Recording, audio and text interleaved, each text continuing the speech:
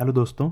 आज की video how to invest in US stocks में मैं आपको ये नहीं बताऊंगा कि आपको इस समय यूएस स्टॉक मार्केट में इन्वेस्ट करना चाहिए या नहीं, बल्कि मैं आपको ये बताऊंगा कि मैं यूएस स्टॉक मार्केट में इन्वेस्ट कर रहा हूँ या नहीं और मेरी स्ट्रेटजी क्या है जिससे मैं 90% से ज़्यादा का रिटर्न कमा सकता हूँ और आप भी सेम स्ट्रेटजी यूज़ कर सकते हैं। यही नहीं दोस्तों, मैं वीडियो में आपको एक फ्री कैलकुलेटर भी दूंगा और उसे यूज़ करना भी सिखाऊंगा जिससे आप मेरी स्ट्रेटजी से भी एक अच्छी स्ट्रेटजी बना सकते हैं। स्ट्रैटेजी को सही से सीखने के लिए दोस्तों वीडियो को बिल्कुल भी स्किप ना करें और एंड तक ज़रूर देखें, नहीं तो आप गलती कर सकते हैं और गलत स्ट्रैटेजी मतलब खराब रिटर्न्स। एक कहावत है ना, first you learn then you earn. यही नहीं, वीडियो के एंड तक बने रहने पर मैं आपको ये बताऊंगा कैसे आप 1000 रुपये तक के यूएस स्टॉक्स जीत सकते हैं, वो भी बिल्कुल फ्री में। और दोस्तों मैं आपको अपनी स्ट्रैटेजी का एक रियल लाइफ एग्जाम्पल भी बताऊंगा, लेकिन वीडियो के एंड में, ताकि आपका समय बर्बाद ना हो। देखिए, हमें अक्सर ये हिसाब लगाना बहुत मुश्किल होता है कि स्टॉक मार्केट अभी सस्ते दामों पर है या नहीं, और इन्वेस्ट करते समय हमेशा एक डर रहता है कि कहीं मार्केट और नीचे ना गिर जाए। तो दोस्तों ये याद रखिए, मार्केट के बिल्कुल बॉटम पर शेयर्स खरीदना लगभग नामुमकिन के बराबर है। तो इसका मतलब ये है कि मंदी के समय शेयर्स खरीदने पर काफ़ी चांसेस यही रहते हैं कि शेयर्स के रेट और गिर जाते हैं। तो दोस्तों इसी वजह से ज़रूरी होता है ये जानना कि आपको कब कितने स्टॉक्स खरीदने हैं, ताकि आप ज़्यादा से ज़्यादा रिटर्न कमा सकें। अब दोस्तों इस वीडियो में हम यूएस की स्टॉक मार्केट की बात करेंगे, क्योंकि इंडिया का मार्केट जनवरी 2023 में अपने ऑल टाइम हाई पर है। हो सकता है ये अभी और बढ़ जाए, पर यहाँ घटने के चांसेस भी उतने ही ज़्यादा हैं। तो इंडिया की मार्केट में अभी अपॉर्चुनिटीज़ थोड़ी कम है। वहीं दूसरी तरफ यूएस के एस&पी और नैस्डैक को देखते हुए तो मैं कह सकता हूँ कि ये प्राइसेस गिरे हुए हैं। लेकिन मैं ये कैसे पता करूँ कि क्या ये प्राइसेस और गिरेंगे या नहीं, और अभी इन्वेस्ट करने का सही समय है या नहीं। दोस्तों हम जानते हैं कि यूएस में रिसेशन की बातों के कारण यूएस की मार्केट में गिरावट आई है। तो क्योंकि दोस्तों स्टॉक मार्केट में हमेशा हिस्ट्री रिपीट होती है, इस गिरावट को हम एस&पी के हिस्ट्री में पास्ट रिसेशन और बेयर मार्केट के साथ कंपेयर करके अंदाज़ा लगा सकते हैं कि क्या अभी काफ़ी गिरावट आ चुकी है या अभी और गिरावट के चांसेस हैं, और अगर हैं तो कितने। तो दोस्तों ये एक रिसर्च है जिसमें वर्ल्ड वॉर 2 से लेकर 2020 तक की गिरती हुई मार्केट की स्टडी की गई है। इस स्टडी के हिसाब से आज तक की सभी बेयर मार्केट का एवरेज डाउनफॉल लगभग 30% का आता है, जिसमें बेयर मार्केट लगभग ऑन एन एवरेज 11 महीनों तक चली है। साथ ही साथ ये भी बताया गया है कि 22% से ज़्यादा गिरावट वाली बेयर मार्केट्स का एवरेज 37.2% का है, और 22% से कम गिरावट वाले का लगभग 20% का। तो मैं इससे ये अंदाज़ा लगा सकता हूँ कि S&P 500 की डाउनफॉल रेंज लगभग 20% से 37% तक की है। ऐसी ही एक और स्टडी है जिसमें सिर्फ रिसेशन के साथ बेयर मार्केट के रिजल्ट्स दिखाए हैं। 2023 के केस में ये दूसरी स्टडी ज़्यादा लागू होती है। इस स्टडी के हिसाब से डाउनफॉल की एवरेज 35% की है। अब बात आती है कि इतनी बड़ी रेंज में मुझे कब इन्वेस्ट करना है। तो दोस्तों देखिए, सिर्फ भगवान और एक झूठा इंसान ही बता सकता है कि कब मार्केट अपने लो पर है और कब हाई पर इस रेंज को यूज़ करके मैंने अपनी एक स्ट्रैटेजी बनाई है जिसमें मैं ये कैलकुलेट करता हूँ कि मुझे कब कितना पैसा मार्केट में इन्वेस्ट करना है। इस स्ट्रैटेजी में सबसे पहले मैंने अपने पोर्टफोलियो का हिस्सा कैलकुलेट किया जिससे मैंने यूएस मार्केट में इन्वेस्ट किया है। वैनगार्ड के हिसाब से इंटरनेशनल स्टॉक्स और बॉन्ड्स में हमारे पोर्टफोलियो का कम से कम 20% हिस्सा होना चाहिए।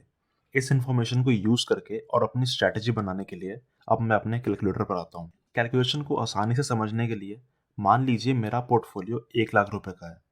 मैं इसका 20% या 20,000 रुपये ही टोटल यूएस मार्केट में इन्वेस्ट करूंगा।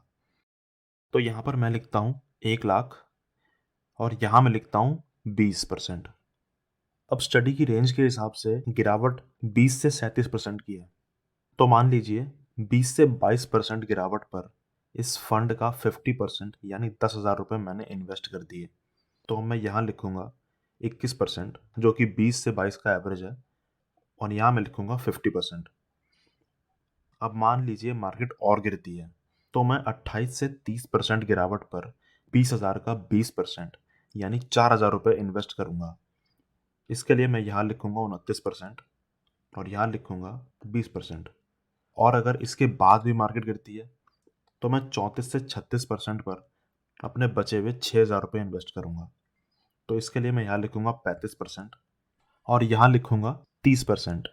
हमारी एक स्ट्रैटेजी लगभग बन चुकी है दोस्तों, और हमारा कैलकुलेटर हमें ये बता रहा है कि इस तरह इन्वेस्ट करने से मैंने एवरेज 26.8% ड्रॉप पर अपनी इन्वेस्टमेंट कर ली है। ये बिल्कुल ऐसा ही हो गया जैसे मैंने 20,000 रुपए की इन्वेस्टमेंट को 26.8% की गिरावट पर एक ही बार में इन्वेस्ट कर दिया हो। अब ये इन्वेस्ट करने के बाद मैं बैठ जाऊंगा और बुल मार्केट का वेट करूंगा। अब जब भी मार्केट अपने ऑल टाइम हाई पर दोबारा पहुंचेगी, मेरी इन्वेस्टमेंट पर मुझे लगभग 36% का प्रॉफिट होगा और मेरी 20,000 की इन्वेस्टमेंट 27,322 रुपए की हो जाएगी। यही नहीं, हम सबको पता है कि मार्केट हमेशा नए ऑल टाइम हाई बनाता है। तो मान लीजिए मार्केट अपना नेक्स्ट ऑल टाइम हाई पिछले ऑल टाइम हाई से 20% ऊपर बनाता है, तो मेरी इन्वेस्टमेंट पर मुझे लगभग 64% का प्रॉफिट होगा। और आप 20% को छोड़िए, 2020 के ऑल टाइम हाई के बाद S&P 500 का अगला ऑल टाइम हाई 2021 में 41% का था। इस हिसाब से मेरी इन्वेस्टमेंट पर मुझे लगभग 92% का गेन हो सकता है, जिसका मतलब है मेरी 20,000 की इन्वेस्टमेंट हो सकती है 38,500 रुपए की। तो आपने देखा दोस्तों, किस तरह ये सिंपल सी स्ट्रेटेजी मुझे 92% तक का गेन दे सकती है। इसी तरह दोस्तों, आप भी इस कैलकुलेटर का यूज़ करके अपनी खुद की इन्वेस्टमेंट स्ट्रेटेजी बना सकते हैं। इसमें आप सिर्फ गिरती हुई मार्केट की नहीं, आपकी पहली इन्वेस्टमेंट के बाद उठती हुई मार्केट की या रैंडम ऊपर नीचे जाती हुई मार्केट की स्ट्रेटेजी भी आप बना सकते हैं। बस आपको ऑल टाइम हाई से अपनी इंस्टॉलमेंट पर ड्रॉप की परसेंटेज इसमें इनपुट करनी है। मान लीजिए आपने पहले की तरह ही अपनी 50% की इंस्टॉलमेंट को 21% के ड्रॉप पे इन्वेस्ट किया। उसके बाद मार्केट उठ गई और आपकी अगली इंस्टॉलमेंट ऑल टाइम हाई से 15% ड्रॉप पर थी और उससे अगली 10% ड्रॉप पर। तो इस तरह आपकी एवरेज ड्रॉप परसेंट 16.5% बन जाती है दोस्तों। और इससे आप देख सकते हैं कि ऑल टाइम हाई पर पहुंचने पर आपकी इन्वेस्टमेंट पर आपको कितना रिटर्न मिलेगा। तो अगर आप भी अपनी खुद की स्ट्रैटेजी बनाना चाहते हैं, तो डिस्क्रिप्शन बॉक्स में आपको इस कैलकुलेटर का लिंक मिल जाएगा।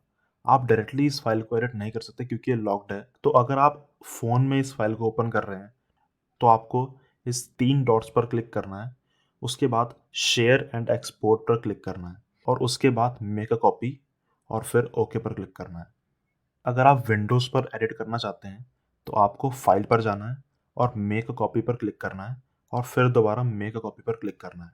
ये याद रखिए कि आपको सिर्फ हरे डब्बों में ही अपनी वैल्यूज़ लिखनी है। देखिए दोस्तों, मार्केट का बबल फूटने पर लोग अपनी इन्वेस्टमेंट्स को रोक लेते हैं और डिमांड कम होने के कारण शेयर मार्केट गिरती है। ऐसे समय में लोग कई महीनों की बेयर मार्केट में अपना पैसा जमा करते हैं और जैसे ही मार्केट बढ़ने लगती है, सब इन्वेस्ट करना शुरू कर देते हैं। इस जमा किए हुए पैसे का एकदम से मार्केट में आने का मतलब है कि मार्केट बहुत तेजी से बढ़ सकती है और सस्ते दामों पर हमें इन्वेस्ट करने का समय बहुत ही कम मिलता है। इसलिए सही टाइम पर सही स्ट्रैटेजी बनाकर एक्शन लेना बहुत ज़रूरी है।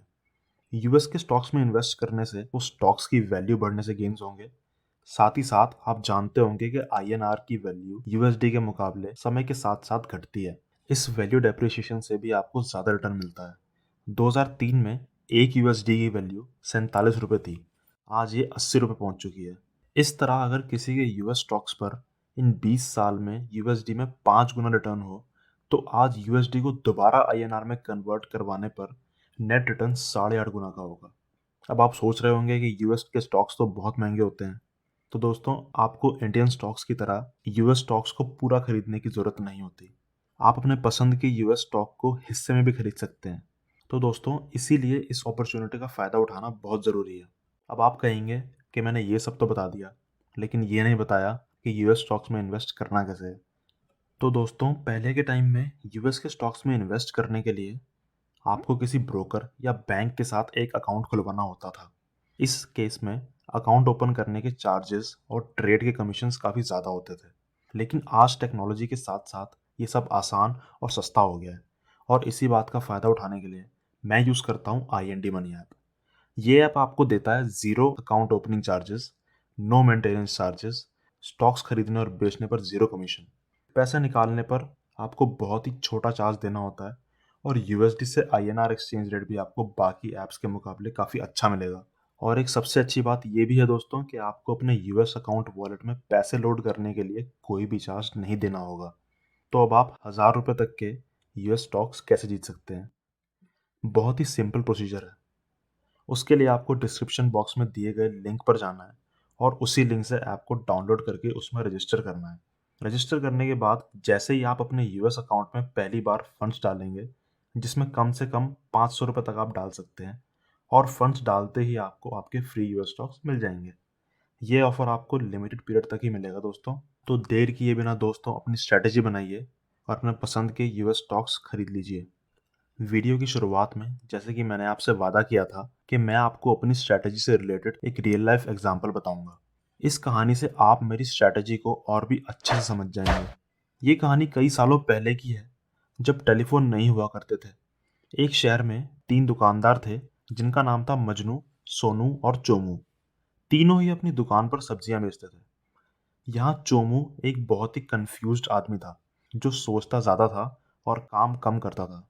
वहीं मजनू हमेशा जल्दबाजी में काम करता था, और सोनू, जो एक समझदार दुकानदार था, हमेशा अपॉर्चुनिटी पर ध्यान रखता था और एक स्ट्रेटजी से ही काम करता था। इनके शहर में 2 सब्जी मंडियां थी, मंडी ए और मंडी बी, और ये तीनों ही अपनी दुकान के लिए सब्जियां लेने हर सुबह मंडी में जाते थे। यहाँ ट्विस्ट ये है दोस्तों कि मंडियों में डिमांड बहुत ज़्यादा होने के कारण सब्जियां बहुत जल्दी खत्म हो जाती थी। तो एक दिन सोनू, मजनू और चोमू ये तीनों ही मंडी में 5,000 रुपये लेकर जाते हैं और पहले मंडी ए में पहुंचते हैं और सब्जियों के दाम पता करते हैं। अब यहाँ मजनू हमेशा की तरह जल्दबाजी में आकर और इस डर से कि कहीं सब्जियां खत्म ना हो जाएं, पूरे 5,000 रुपये की सब्जियां खरीद लेता है।